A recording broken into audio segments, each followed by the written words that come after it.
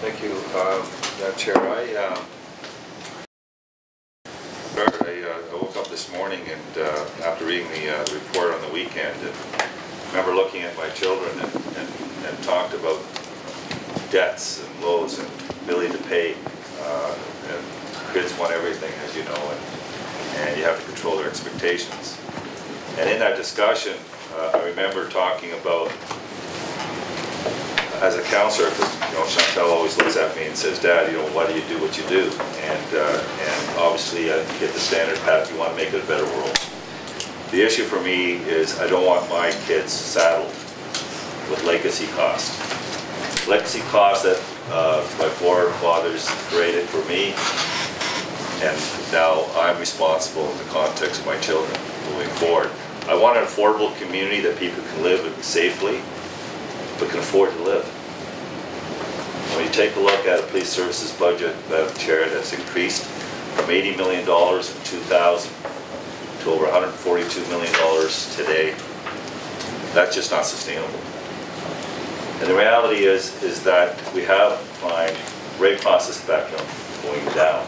We hired 82 officers since 2000 in this community. And it's clear that the officers are exceeding and are punching above their weight. And that is a testimony to the training, the frontline officers and the management, ensuring that we have the right people in the right place. And I'm proud of that. And that's, again, a testimony to our frontline officers. The issue, though, Madam Chair, is when you take a look at a report that is provided, supported by this council, or sorry, by this board, and that is the proactive and reactive. The actual recommendations, if you recall, was 50-50. Be careful what you ask for. That was the recommendation. We actually exceeded that and accepted a 60-40, which was the best practice. And that standard, in fact, has an impact in regards to how you deliver the service. And in the same report, Madam Chair, the same report, it said the services are dependent on people's ability to pay. Yet there was no assessment, Madam Chair, anywhere on the community's ability to pay. When I look around this table, I see individuals that do okay for themselves financially. But there's many out there that are not in the same situation. So often when I think about making decisions, I think about the people that have less than I, that struggle day to day, making minimum wage or just got laid off and relying on their severance, trying to stay in their homes. I think the same way at council in regards to the budgets as I do here, and that is to try and make sure we get value, and I think the chief, for that perspective, has done a wonderful job, and past chiefs.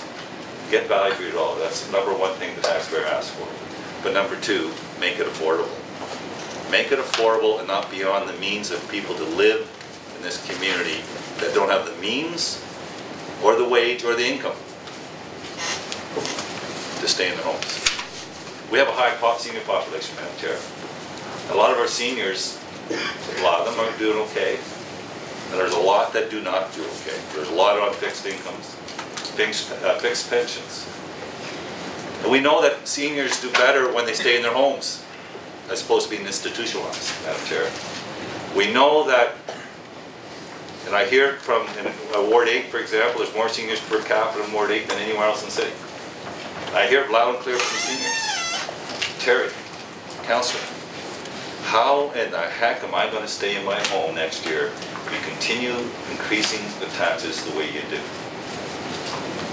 So they become very skeptical. You know the funny thing, for the first time in my history as elected official, even as a chief of staff in the mayor's office, I've never seen an outcry from the community that I've received in the last number of months. Never, ever seen where the community came forward and said, and I've always supported police service budgets, that it's got to come to a halt. We have to start pushing back on police service budgets because it's now getting to the point it's not affordable. Like I indicated, 2008 to today, overall city budget increased by 13%.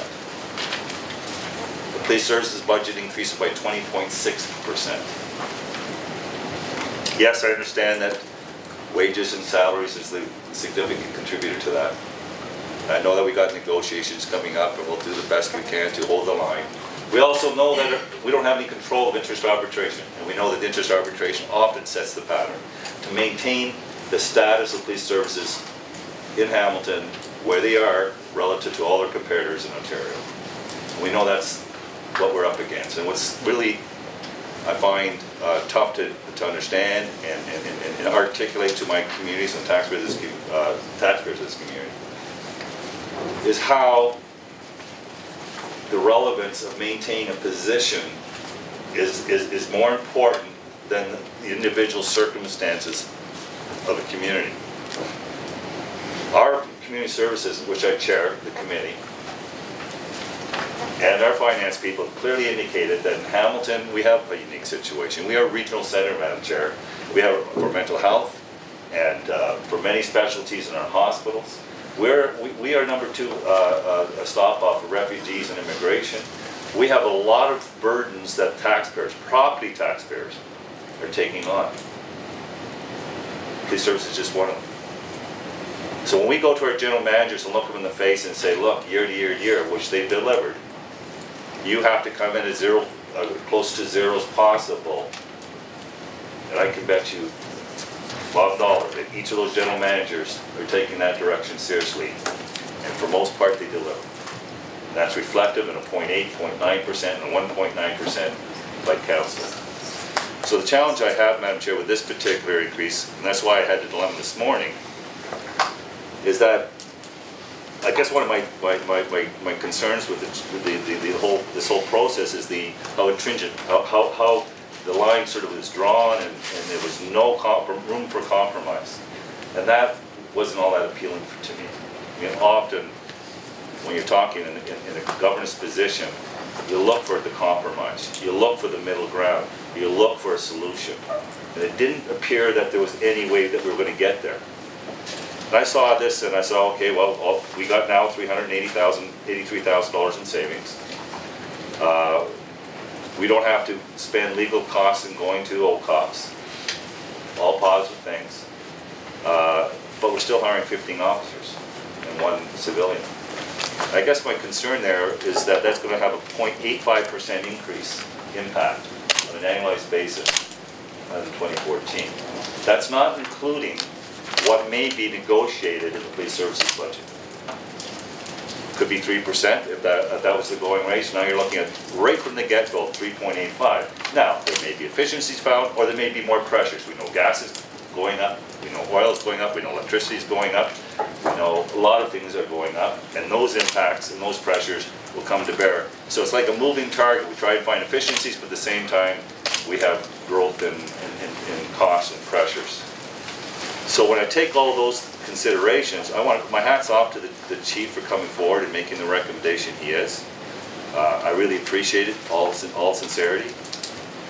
My issue has always been about affordability and the lack of that process here at this board.